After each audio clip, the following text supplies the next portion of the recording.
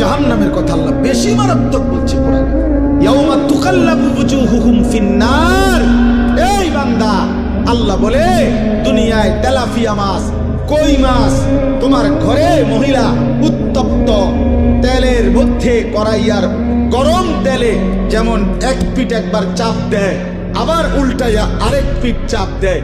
খোদার কসম আল্লাহ বলছে, বান্দা তোর একটা একটা গাল, তোর একটা একটা চেহারার এক অংশ ফেরেশতা জাহান্নামের আগুনে এভাবে চাপ দিয়া দিয়া তোরে পোড়াইতে থাকবে, আর তুই শুধু চিৎকার করে বলবি, ইয়া লাইতানা আতানা আল্লাহ ওয়া আতানা রাসূলা।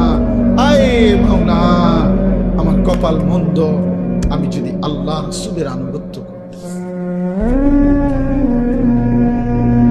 আমি তো 7:30 বাজে এশার আজান হয়ে গেছে, আমি ঘুমাইছি সেই রাত 12টায়। আমি তো চাইলে এর মধ্যে অল্প কয়টা রাকাত নামাজ পড়ে ফেলতে পারি।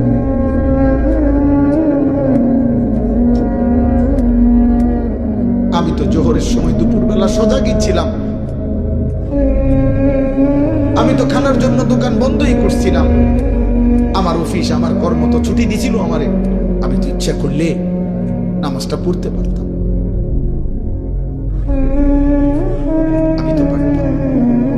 হায় আমি কি, ইয়া লাইতানা আতানা আল্লাহ ওয়া আতানা রাসূলা